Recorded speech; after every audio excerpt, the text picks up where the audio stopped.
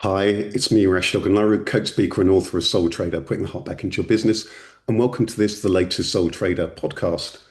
The beauty of the Soul Trader podcast is, of course, you can listen and in many cases also watch them at any particular time. Today's theme is all about the summer. Wise ways to spend the summer.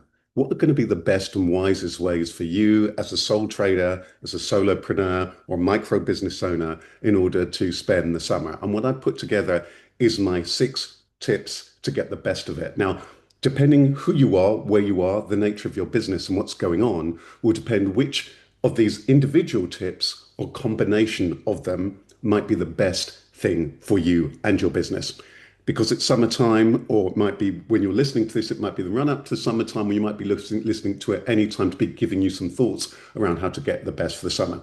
The reason why I'm really focusing on the summer as a season is that there may be a number of different moving parts that might be going on for you. It might well be for you, the summer might be a boom time. So you might need to be thinking about that because your business might be summer related in some way, shape, or form, or where people might be wanting to make use of your business or service over the summer. But equally, it might be, for example, you've got family or friends, or that you yourself, it's when you go on holiday, or the kids are off on holiday, or there might be other dynamics where it's really important for you to be able to make the best of that, perhaps in terms of your rest and recovery, especially if perhaps it is a quiet time for your clients or where your clients are going away. So it does depend in the orientation of your business. Some of your businesses, it's going to be that summer is going to be a peak time, and then it might be about how you're going to get the best of it out of it in that way. But for many people and for many sole traders, it might well be that that might be a quieter time where your clients and customers are away, in which case there might be other things that you're wanting to do for you, your well-being, your health, your friends, family, loved ones, things that you haven't had a chance to do, and so on. So that's the setup for today's podcast. And I'm going to go through these fairly quickly, but what I'm going to invite you to do is to perhaps take a pen and paper, or to pause this at any time so you can really consider what is best for you. And the beauty of this is that many of these things are likely to be evergreen, that you can be thinking about every year. What I would say also as I begin to set this up is that the more you can understand the rhythm and flow of yourself, your business, and your own life around it, and perhaps your sector, the more it is that you're able to get the best out of this for you. So it took me a long time, or a while at least, to begin to understand the rhythms of the times when I'd be busy, quieter, and when my clients would be away, or when organizations are dealing with where things would quieten down to them and actually quieten down for them. And also, it was interesting because my business did shift and the kind of customers that I had shifted. But anyway, keep all of those things in mind of your business as I'm beginning to talk you through these 6 tips. And it might well be that you are very conscious of these things, or that they're there somewhere in your awareness, but this may well just help you to really make some sharper decisions, or to really utilize things that you're already utilizing even more. But let's dive in. Number one, so this is the first of the 6, business boom. If this summertime is a time where your business in boom, then you need to be aware of it. You need to plan for it. And if you listen to it, it's already summer. It might already be a little bit too late to get the best out of it, but not to worry, because you might still be able to utilize this in summers to come.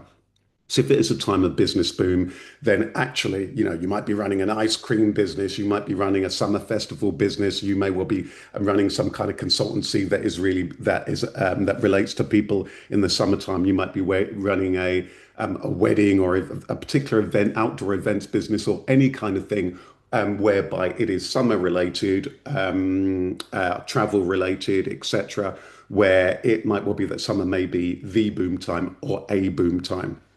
And the world that we live also, when the climate is changing, that may well also be shifting. But it is a time for business booming. Then put in the time for it. It might well be that your orientation is completely different to somebody else. And it might well be then about what I'd invite you to think about then is, what are the time that can be the downtime, the quiet time, the rest time, the relaxation time for you. Put that in. It might well be for you, it's about January. Okay.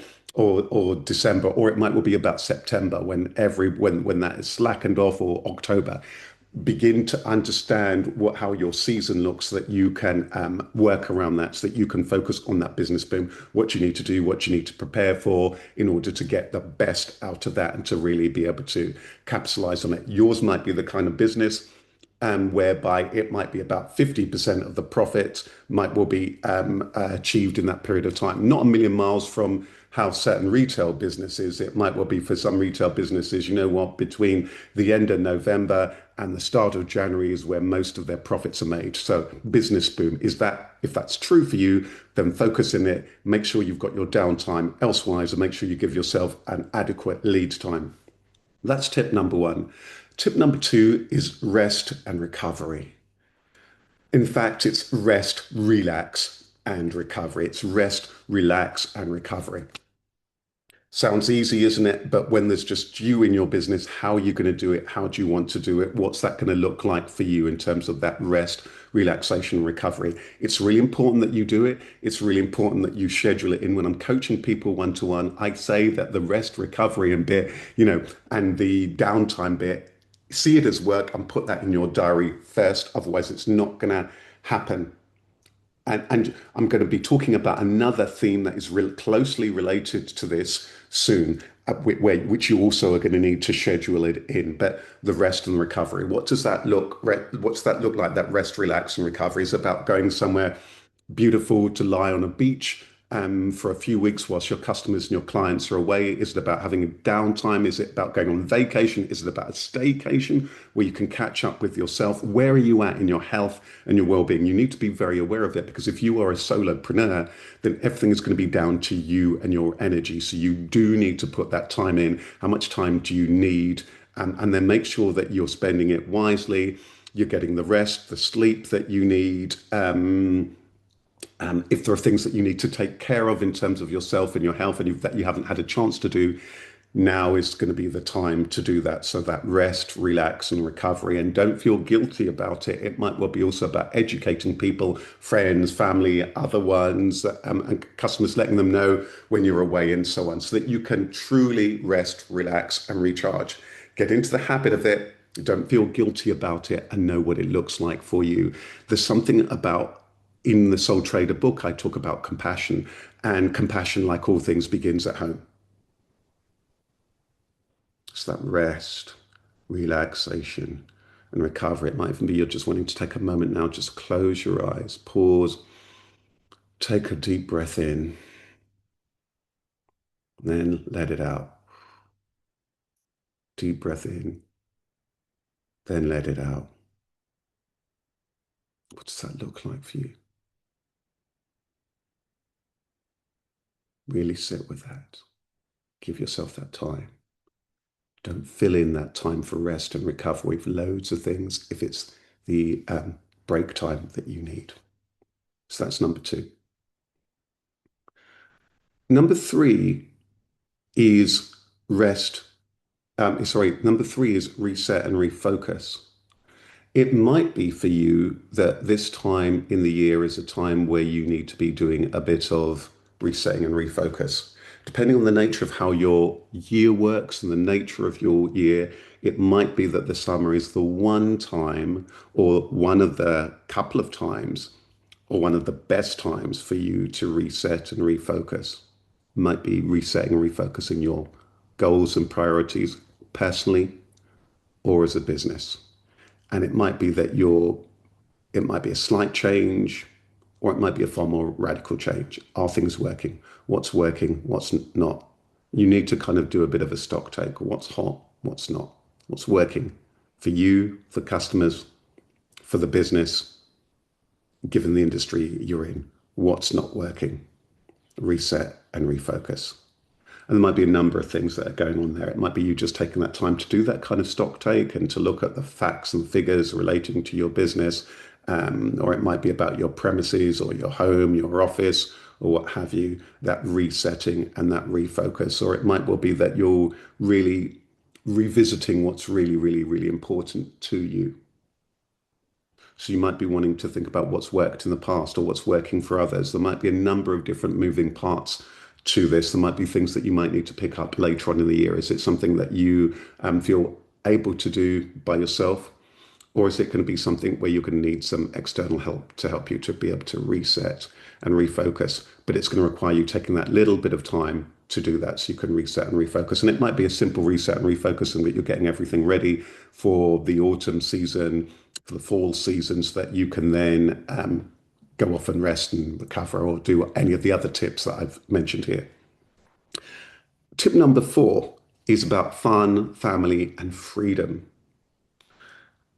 It links very much to point number 2 about rest, relax, and recovery, but there might be two different elements, because the rest and recovery might well be time where you just need to regroup, take care of your own self and your own health, and to rebalance in some ways. The fun, family, and recovery, of course, it's related to that. We're not in a silo. That your family relationships are really important. So it's really important that you're understanding what's going on for your loved one, your partner, your family, your friendships. Maybe that, sometimes, well, let's be honest, that sometimes when you're an entrepreneur, when you're busy, sometimes the business or what you're doing kind of takes the lead. Shouldn't do. Life, health, and life itself, should be primary, but sometimes that can happen. So the summer might be one of the important times where you can really reset that and have that fun and that family time. Maybe it's the family are off, maybe the kids are off at school, maybe loved ones, nieces, nephews, extended family, friends, or maybe it's thing that maybe, relationships is something that you put on the back burner. Maybe now's the time for it. We might be having fun, going out, connecting with people, building relationships, allowing room for the love and all of that to come in. That's really important. So what does that fun and freedom, does it look like? Is it about going away? Is it about taking that vacation or what have you? And what's it look like? Is it about reconnecting to hobbies and interests and so on? Fun, family, and freedom. You might even need to think about those three categories altogether. What's it look like for you? I want you to pause for a moment and ask yourself that question. What does that fun, family, and freedom look like for you? And next up, space, silence, and simplicity. Maybe, and this does have a close link to the rest, relax, and recovery. Maybe there's something about this for you. Maybe it's a time for space. And space plays up in different ways. It's about physical space and sorting out the physical space of your office, your home, your desk space, your computer space, space on your phone or whatever. Space in that way. Is it about the head space? The time for rest, relaxation, meditation, so that you've got that head space that links to that rest and relax and recovery? Is it about that mental space where you're not thinking about, where you give yourself permission to, clear the diary and so on, and that is the time that you can clear your head and clear your mind, so that you step away? And you'll be amazed the creative benefit that that can have, and the ideas benefits. You might think, oh no, I can't afford to step away from thinking about business, but I was saying that sometimes a step away from a project can bring even more clarity or insight and even input to it. But sometimes we're doing it for the sake of space first. But it might well be also for that broader clarity, but that you're stepping away, silence, the downtime. You might be able to hear there's a train going by. Silence isn't about the complete absence of noise, but it's being still enough so that you can cut through the noise, that you're not overwhelmed by the noise, yours, others, industry, social media, you name it, noise. It's the silence, the time for being really still. So again, I'm going to invite you to close your eyes. Take a nice deep breath in, hold it, and let it go. Breathe in, hold it, and let it go. And I'm going to invite you to do something very radical, but you've got to promise me you'll come back to this audio recording or the video recording. Just going to invite you to pause it for 60 seconds. You don't even need to necessarily look at your watch or your phone or whatever. What you feel is 60 seconds, and just enjoy 60 seconds of silence. Let's pause it now.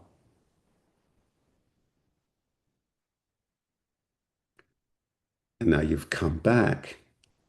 How was that silence? Maybe there's some of that, more of that silence that you need to bring in. How can you bring that silence in? So I've talked about space, silence, and it might well be about simplicity. Sometimes you can need the space and the silence to arrive or arrive back at simplicity. What's working well, what's not, what's really important, what's not.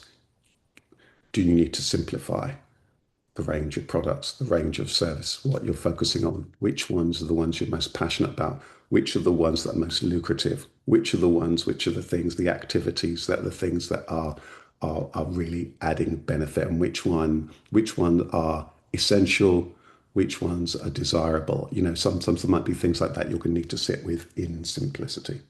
And it might be that you're going to need to constantly build this in this space in order to arrive at greater simplicity. Finally, the sixth is uplifting and upskilling.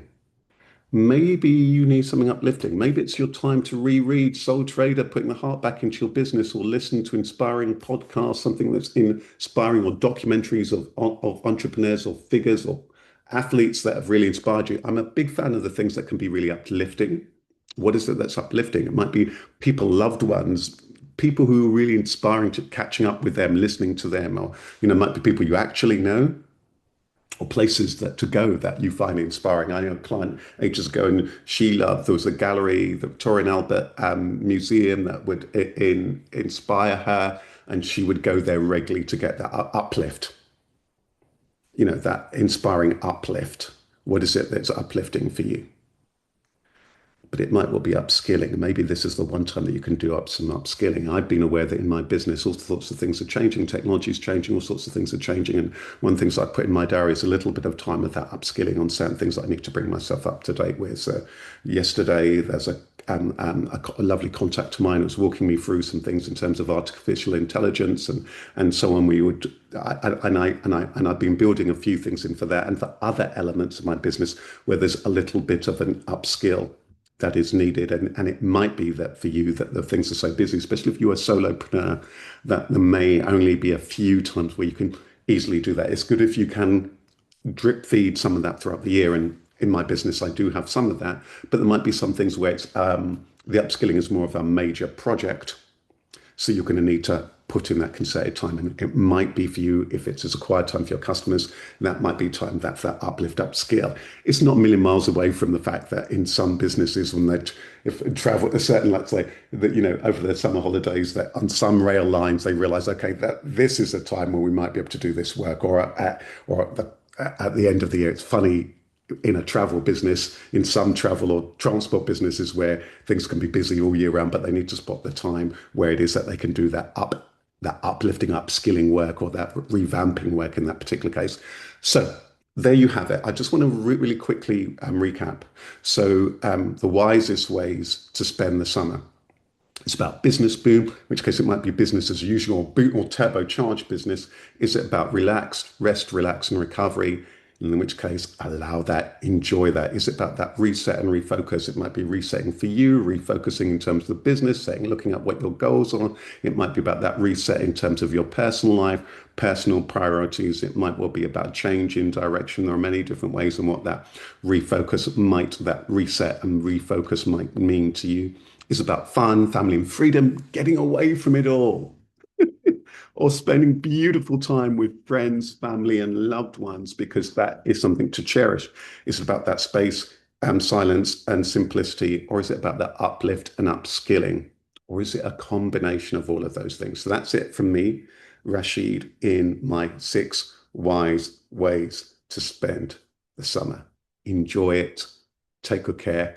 And whenever you are in the year, whether summer's coming up, whether summer's just been, and you're listening to this, to get as you're planning for the year ahead, I just want to wish you all the best from me, Rashid, coach, speaker, and author, Soul Trader. And remember, there's more inspiration available on soul-trader.biz, where you'll find the Coach Yourself course, where you'll find details of the Soul Trader webinars, which are currently free at the top point I'm recording this, the Soul Trader Networking for Success.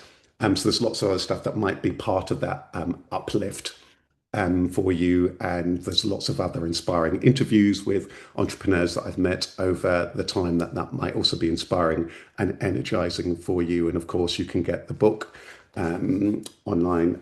So just look up Soul Trader book and you can enjoy that there too. Or there's a link via the website.